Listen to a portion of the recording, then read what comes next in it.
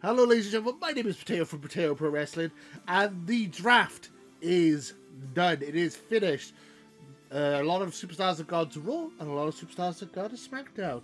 The blue and the red have been split. The rosters have been officially split again. I'm excited. I'm really I thought we had a good draft. I thought it was quite fun.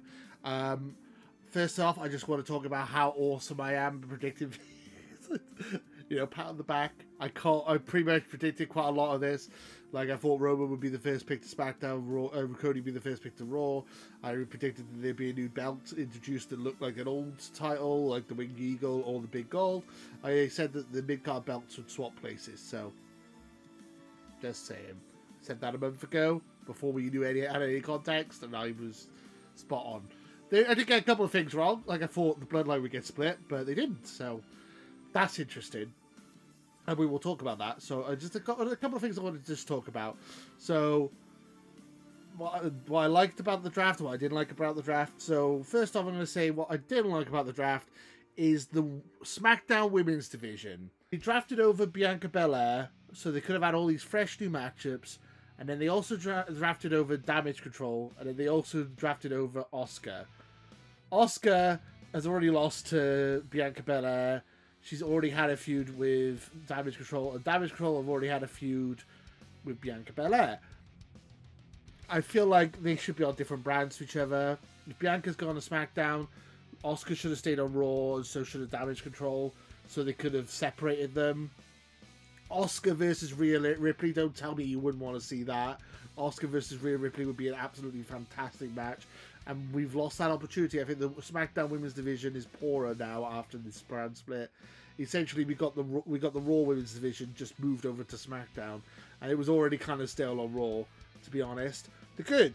So we're gonna go back. So that's negative. I'm gonna try and be less negative now. The good thing, the Raw and men's, I suppose, world title scenes. They've both been refreshed. We got brand new world title scenes for both shows. So Roman Reigns, he already beat everyone who was on SmackDown, so they've got a lot of swaps for him. And now we got some brand new opponents for Roman Reigns to face: Bobby Lashley, AJ Styles. So I think that's really cool.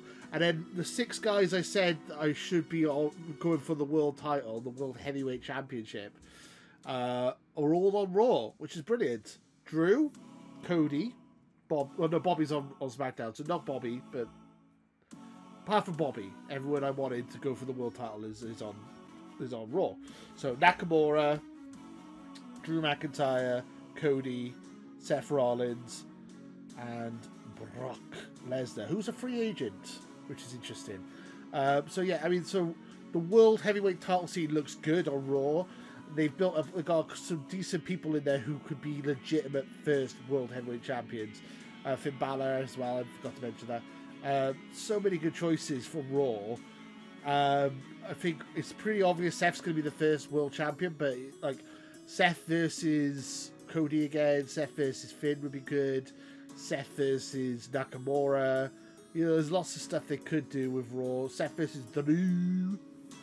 I would love it. I think it's going to be a really good. I think the World Heavyweight title scene is going to be really fantastic on Raw, and I'm really looking forward to it all kicking off. I'm not a fan of the Saudi shows, but I am looking forward to it. Oh, Gunther. I don't forget Gunther. Gunther's on Raw. Wow. Yes. Amazing. That's just going to be amazing. So I think when Gunther eventually drops the IC title, Gunther versus Seth Rollins for the world title. Yes, please sign me up. Where's my popcorn? Like, Gunther has had more 5-star matches than anyone else, and Seth can literally wrestle a paper bag and make it entertaining. I think, or a broom or whatever you want to call. So I think Seth versus Gunther would be a fantastic matchup when Gunther beats the Honky Tonk Man's record and eventually drops the IC title. Or they could have like a champion versus champion match. That would be kind of fun. Don't unify the belts. We've had enough unifications. We need to start splitting belts instead of unifying them. That also brings me to another point. Bad. What the hell's going on with the tag titles? Just period. Full stop. That's done. Like, Sammy and Kevin are both going to Raw with the belts, and they have the SmackDown and the Raw belts. Are they splitting the belts? Are they just going to be floating champions that go between brands? Are they making a new belt and then unifying those ones? Like, are they going the same way as Roman Reigns, and they're going to have those two belts and become one belt, and then there's going to be a brand new belt introduced on Raw or SmackDown? I don't know. And it's the same with the women's one. There's only one women's. I mean, it's a bit different because there's always only been one women's tag titles. But as there's a hard brand split, that means that there's going to be I feel like they need a women's tag titles on SmackDown, or they need a women's mid card or something. So like the people who are not Bianca Belair and people facing Bianca Belair have something to do in the women's division on SmackDown. You know, yeah. So that's another negative. But I'm pretty positive about the world title scenes and the WWE Universal title scenes. I think that's gonna be rad. Another negative thing is the free agents. Why have a hard brand split when you go Brock Lesnar's a free agent, Omos is a free agent, Dolph Ziggler's a free agent? There's like all these wrestlers who are like, oh, they don't need to go on, they don't need to pick a brand, they can go anywhere they want. What's the point of a brand split then? That doesn't make any sense. And like, surely if you've got unified world champions, they should be a free agent just by default. So like the tag titles should be free. They should be. Sammy and Kevin Owens should have been free agents because they can go between brands with the titles. But now they're locked onto one show with both belts. Doesn't make sense. And all, yeah, so this is a ranty video. I'm just talking about stuff off the top of my head that I wanted to discuss about the brand split. I'm sure there's other things. Oh yeah, I also wanted to mention the fact that the Raw Women's Champion is on SmackDown and the SmackDown Women's Champion is on Raw. And I don't want to see them swapping belts because that just looks dumb. But that's probably what's going to happen. I would much prefer it if they rebranded the belts. So like the Raw Women's Champion was now the World Women's Championship. And the Raw Women's Championship was the Universal Women's Championship. That was just so much easier. Maybe even make new belts. Let's just get rid of the big logo with different colour strap belts. Let's just kill that off. Kill those straps off. Make new tag title. Just make all new belts altogether. I mean, you can keep the Intercontinental, keep the US, keep the World Heavyweights, the new World Heavyweight title, but everything else change. All the ones with the big logo and just different coloured straps. Just change all those. Change every single one of those, and we'll have brand new tag champions, brand new undisputed champion, and brand new women's champions. I think that would be great. That's it. That's my rant aside. I mean, if there's anything else you guys want to talk about, let me know in the comments below. As I said, World Heavyweight title scene, Universal title scene, that's great. They've refreshed them. They've done a really good job with them. The women's on SmackDown, not so great. Raw's okay.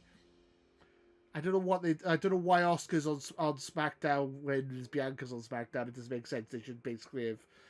She should have moved over to face Rhea Ripley, honestly. And also is one of my favourite women's wrestlers ever, and that's why it annoys me. But yeah, I think the situation with the tag titles is an issue. We need to know what's going on with that sooner rather than later. And yeah, apart from that, I think it's a really good draft. I'm excited to see some new matchups. I'm really looking forward to seeing Gunther have some longer matches because he's on the 3-hour show. And I'm really looking forward to this World Heavyweight title being established. I'm really looking forward to it. I know everyone's like, oh, it's a bronze medal, it's a third place championship, blah, blah, blah, blah, blah, blah. I'm excited to see I'm excited to see a world championship on Raw again. And I'm excited to see some big matches, like a main event. Like a main event of a B pay-per-view that's actually for a world title. I'm like, yes, please. Like, you know, Seth Rollins versus Gunther, Seth Rollins versus Drew McIntyre, Seth Rollins versus Cody Rhodes. All of those main event pay-per-views for the World Heavyweight title. I'm so excited. That's my thing I'm most looking forward to with this brand split, honestly. But what you guys think? Let me know in the comments below. Thank you for watching me rant and talk complete rubbish for 10 minutes. Thank you guys for watching, and until next time, too sweet. There it is, guys. We're on the road to 5K. Join Potato Club today and too sweet that subscribe button.